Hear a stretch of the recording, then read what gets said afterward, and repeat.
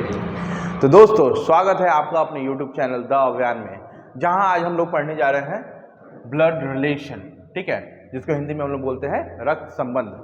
तो सबसे पहले हमें ये समझने का ज़रूरत है कि ब्लड रिलेशन होता क्या है, ठीक है। तो ब्लड रिलेशन अपने नाम से ही एकदम क्लियर है कि हमारे खून का रिश्ता। अब हमारे खून का रिश्ता, ठीक है ना, तो खून के रिश्ते में हमारे कौन कौन आएंगे?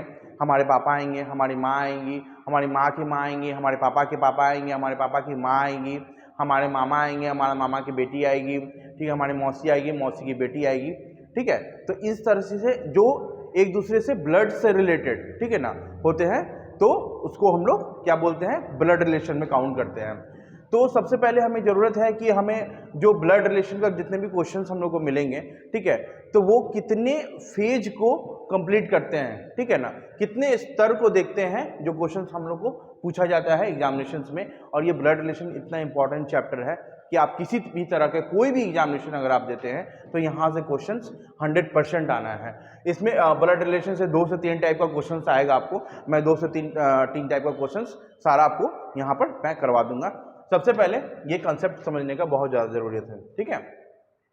तो इसमें क्या है कि सबसे पहले हम लोग स्तर देखेंगे कि हम लोग कितने स्तर तक काउंट करते हैं ब्लड रिलेशंस के क्वेश्चंस को बनाने के लिए। तो सबसे पहले अगर हम देखते हैं, अगर हम खुद को, ठीक है ना, अपने आप को अगर हम यहाँ पर रखते हैं, ठीक है, तो हमारे जस्ट ऊपर कौन हो जाएगा? हमारे पिताजी, ठीक है, हमारे पिता और माता दोनों होंगे। हमारे जस्ट ऊपर हमारे पिता माता, हमारे चाचा चाची, ठीक है, जस्ट ऊपर में होंगे, ठीक है। पिता के जस्ट ऊपर कौन होंगे? उनके पिता और उनके माता, ठीक है ना। तो जहां पर हम हैं उससे 2 ऊपर, ठीक है ना, 5 फेज में हम लोग काउंट करते हैं हमारे ब्लड रिलेशन को। तो हमारे जस्ट ऊपर दादा के पिता से क्वेश्चंस नहीं आएगा आपका, ठीक है ना, पर दादा वाला क्वेश्चंस आपके पास नहीं आएगा, बट दादा तक वाला क्वेश्चन आपको आएगा। तो एकदम गौर से समझने का जरूरत है कि हम अगर यहाँ अपने आप को अगर स्थिर मानते हैं, स्टैग्नेंट मानते हैं, तो हमारे ऊपर हमारे माता पिता, हमारे माता पिता के ऊपर उनके माता पिता, ठीक है। तो यानी हमारे नाना नानी या हमारे दादा दादी, ठीक है, और इनके पिता और माता या माँ अगर यहाँ पे रहती है तो उनके माता और पिता, ठीक है। अगर ये 2 फेज ऊपर हो गया, ठीक है ना, अब 2 फेज नीचे, तो हमारा संतान, ठीक है ना, और संतान का संतान। तो हमारा संतान, ठीक है ना, बेटा बेटी लगेगी, और बेटा बेटी का संतान हमारा क्या लगेगा? अगर मेरे बेटा का बेटा बेटी होती है तो मेरा पोता पोती लगेगा, ठीक है ना। अगर मेरी बेटी की बेटा बेटी होती है तो मेरा नाती या नतनी लगेगी, ठीक है। इन चीज़ों को समझना बहुत ज़रूरी है, ठीक है। अगर हम देख लेते हैं कि अगर हम अपनी माँ की बहन को क्या बोलेंगे? मौसी, ठीक है ना। मौसी के बेटा को क्या बोलेंगे? मौसेरा भाई। मौसी की बेटी को क्या बोलेंगे? मौसेरी बहन। अगर मेरा माँ, ठीक है ना, मेरी माँ क्या भाई, ठीक है ना, क्या लगेगा? हमारा मामा लगेगा। मामा के भाई बहन को क्या बोलेंगे? ममेरी भाई बहन बोलेंगे। मेरे पिताजी, ठीक है ना, पिताजी के की बहन फुआ लगेगी। फुआ के भाई बहन, फुआ के बेटा बेटी को क्या बोलेंगे हम लोग? फुआ के बेटा बेटी को हम लोग क्या बोलेंगे? फुफेरा भाई बहन, ठीक है। अगर हमारे पापा के भाई यानी हमारे चाचा, ठीक है ना, उनके अगर बेटा बेटी को हम लोग क्या बोलेंगे? चचेरा भाई बहन, ठीक है। चलिए और कुछ देख लेते हैं यहाँ पर हम लोग कि कुछ संबंध होता है जिसको हम लोग इंग्लिश में क्या बोलते हैं। जैसे कि अगर दामाद होगा तो उसको हम लोग क्या बोलते हैं?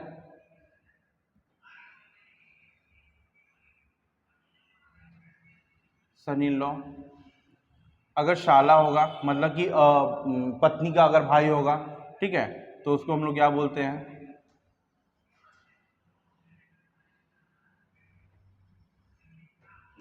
अगर भाभी होगी या शाली होगी, इसको क्या बोलेंगे हम लोग?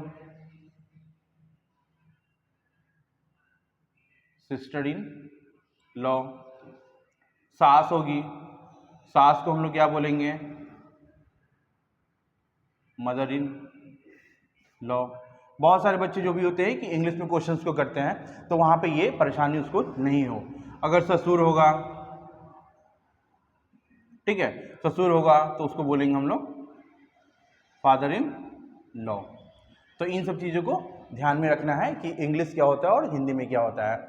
ये चीज़ एकदम अच्छे से समझ में आ गया होगा आप लोगों को कि हम लोग 5 फेज में अपने ब्लड रिलेशंस को मापते हैं, और क्वेश्चंस भी जो आएगा आपको इसी 5 फेज पे ही क्वेश्चन आएगा कि अगर आप जहाँ पर हैं तो उसके 2 ऊपर फेज का और 2 नीचे फेज का, आपके ऊपर आपके पापा और पापा के पापा, आपका संतान और संतान का संतान, ठीक है। तो इससे रिलेटेड ही क्वेश्चंस आएगा। तो अभी जो क्वेश्चंस हम लोग करवाने जा रहे हैं, ठीक है ना, हम लोग जो करवाने जा रहे हैं क्वेश्चंस, वो 3 टाइप के क्वेश्चंस होंगे आपको। पहले आएगा इंडिकेशन टाइप का क्वेश्चंस आएगा, उसके बाद एक रिलेशन बेस्ड क्वेश्चंस होता है और एक सिंबल टाइप का क्वेश्चन होता है, ठीक है। तो सबसे पहले हम लोग चलते हैं आपको इंडिकेशन वाले क्वेश्चंस की तरफ। तो हम लोग ब्लड रिलेशंस के अगर पहले टाइप की तरफ अगर हम लोग चलते हैं और क्वेश्चंस को अगर हम देखते हैं, तो इसमें क्वेश्चंस आपको मिलेगा कि किसी भी तस्वीर की तरफ इशारा करते हुए या किसी भी आदमी की तरफ इशारा करते हुए, इस टाइप का क्वेश्चंस आपको मिलेगा। और आपको क्वेश्चंस ये एसएससी में ऐसे बैंकिंग अगर छोड़ देते हैं तो बाकी सारी जगह भी इससे क्वेश्चंस आपको, इस वाले टाइप से क्वेश्चंस आपको 100% मिलेगा। तो जरा क्वेश्चन की तरफ हम लोग देखते हैं और जरा देखिए कि क्वेश्चन किस तरीके से आता है। तो यहाँ पे लिखा हुआ है क्या कि सोनू एक तस्वीर की तरफ इशारा करते हुए कहता है कि वह मेरे पिता के पत्नी की माँ का इकलौता पुत्र है। तो वह पुरुष जो है वो सोनू से क्या संबंध रखता है या सोनू से क्या संबंध होगा वो, ठीक है। तो सबसे पहले क्या कह रहा है कि इशारा करते हुए कहता है कि वह मेरे पिता मतलब कि स्टार्ट कहाँ से करना है, मेरे से मतलब कि हमारे से। मान लीजिए कि आपको कोई भी नाम होगा, ठीक है, जैसे मेरा नाम अविनाश है तो हम ए से शुरू करते हैं, ठीक है, हम यहाँ पर आ गए, ठीक है। उसके बाद देखिए मेरे पिता की पत्नी, तो पिता कहाँ जाएगा, ऊपर में जाएगा, ठीक है ना। हम अभी बताए थे, इससे पहले जो कंसेप्ट बताए थे तो उसमें मैंने समझाया था कि पिता और पिता के पिता ऊपर जाएगा, संतान और संतान का संतान नीचे आएगा। तो मेरे पिता ऊपर, ठीक है, ये मेरे पिता हो गए, ठीक है। और पिता की क्या बोल रहे हैं, पत्नी, पिता की पत्नी,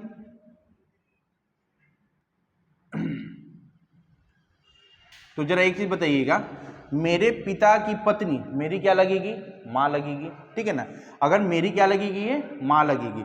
अब जरा ध्यान दीजिए, पत्नी की माँ फिर ऊपर जाएगा, ठीक है ना। पत्नी की माँ यानी मेरी क्या लगेगी, नानी लगेगी, मेरे पिता की क्या लगेगी, सास लगेगी, ठीक है। अब क्या कर रहा है कि पत्नी की माँ का इकलौता पुत्र, अब इसका इकलौता पुत्र यानी मेरी नानी का इकलौता पुत्र,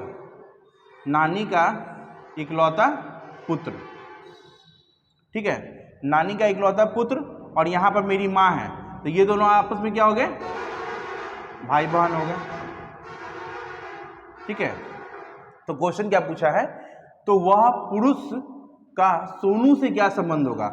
अगर सोनू यहाँ पर है, ठीक है ना, मान लीजिए हम यहाँ पर हैं या सोनू यहाँ पे है, तो सोनू से इसका क्या रिलेशन होगा, ये पिता की पत्नी मेरी माँ, और माँ का भाई क्या लगेगा, मेरा मामा लगेगा, ठीक है। तो ये ग्राफ बनाना बहुत जरूरी होगा इस टाइप का क्वेश्चंस में, इस टाइप के क्वेश्चंस में आपको ग्राफ बनाना बहुत जरूरी हो जाता है, और इस तरीके से एरो देकर आप रिलेशन एस्टेब्लिश करके आप आंसर्स को इजीली फाइंड आउट कर सकते हैं। चलिए, तो दूसरे क्वेश्चन की तरफ अगर हम लोग चलते हैं, बढ़ते हैं, तो देखते हैं क्या कि क्वेश्चन इसमें यह है कि रवि एक तस्वीर की तरफ इशारा करते हुए कहता है कि वह मेरे बुआ की इकलौते भाई के पिता की इकलौती पोती है। तो वह महिला का रवि से क्या संबंध है।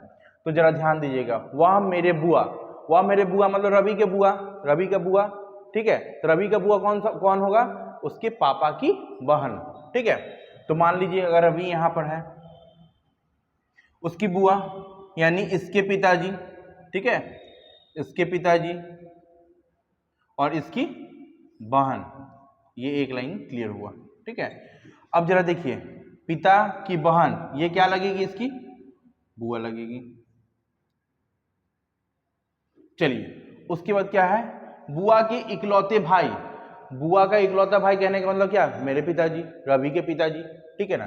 तो इसके इकलौते भाई यानी रवि के पिताजी के पिता, इसके पिता मतलब कि इसके इकलौते भाई के पिता, ठीक है। तो इसके भी पिता हो गए, इसके भी पिता हो गए, ठीक है, और इसके क्या हो गए, दादा हो गए। पिता की इकलौती पोती कहने का मतलब क्या, इसके बेटा और बेटा के बेटा, ठीक है ना, एक इसके बेटा और इसके बेटा के बेटा का बहन, ठीक है ना। तो अगर यहां से इकलौती अगर पोती बोला जाता है, पोती अगर बोला जाएगा तो क्या हो जाएगा, इकलौती पोती का मतलब क्या हो गया, इसका एक और बेटी, ठीक है। तो यहां पे इकलौती बेटी हो गई, इसकी इकलौती बेटी हो गई और इसकी इकलौती पोती हो गई। तो कहने का मतलब क्या हो गया, ये इसकी क्या हो जाएगी, बहन हो जाएगी, ठीक है। समझ में आया। कहने का मतलब है कि रवि की बुआ कहने का मतलब इसके पिता की बहन का इकलौता भाई, यानी इसका पिता ही होगा, के पिता यानी इसके रवि के क्या हो गए, दादा की इकलौती पोती, अगर इकलौती पोती ले चाहे इसकी इकलौती बेटी ले तो ये इसकी क्या हो जाएगी, बहन हो जाएगी, ठीक है। तो हम लोग और क्वेश्चंस की तरफ बढ़ते हैं और देखते हैं जरा नेक्स्ट क्वेश्चन क्या है हमारा। सीता एक आदमी की तरफ इशारा करती है और बोलती है क्या, कि वह मेरी बहन के पति का पुत्र है। तो सीता का उस पुरुष से क्या संबंध होगा, ठीक है ना, मतलब कि पिता के पुत्र से उस सीता का क्या संबंध होगा। तो जरा ध्यान देते हैं, सीता, ठीक है, सीता की बहन, सीता की ये बहन हो गई, ठीक है, सीता की बहन हो गई है, और बहन का पति, ठीक है, बहन का पति यानी बहनोई, और इसका क्या हो गया, ये पुत्र। पुत्र हमेशा नीचे आएगा, मैंने कंसेप्ट में ये बताया था कि पुत्र नीचे आता है। चलिए, पति का पुत्र, ठीक है, और बहन का भी क्या लगेगा, ये पुत्र ही लगेगा। तो क्वेश्चन पूछा जा रहा है कि सीता का उस पुरुष से क्या संबंध होगा, इससे सीता का संबंध पूछ रहा है। तो ये पिताजी और पिताजी की पत्नी, मतलब ये बहन हो गई, तो क्या होगी, बहन की बहन, इस पुत्र का क्या लगेगा, मौसी लगेगी, ठीक है। क्लियर हुआ ये क्वेश्चन। अब नेक्स्ट क्वेश्चन की तरफ अगर हम बढ़ते हैं तो यहाँ पे लिखा हुआ है क्या, कि चंदन एक महिला की तरफ इशारा करते हुए कहता है कि वह मेरे मौसी की इकलौती बहन के भाई की इकलौती पुत्री है, ठीक है। वह मेरे मौसी के इकलौती बहन के भाई की इकलौती पुत्री है। तो वह महिला का चंदन से क्या संबंध है, ठीक है। तो जरा ध्यान दीजिएगा, वह मेरे मौसी कहने का मतलब क्या हो गया, मेरी बहन की, मेरी माँ की बहन, ठीक है। तो चलिए, चंदन अगर यहाँ पे आ जाता है तो इसकी माँ यहाँ पे आ गई, ठीक है, और इसकी माँ की बहन क्या लगेगी, मेरी मौसी लगेगी। जरा ध्यान दीजिएगा, ये एक लाइन में लिखा हुआ वह मेरे मौसी, मतलब कि मौसी यहाँ पे हो गई, की इकलौती बहन, तो इकलौती बहन क्या हो जाएगी, मेरी माँ ही हो जाएगी।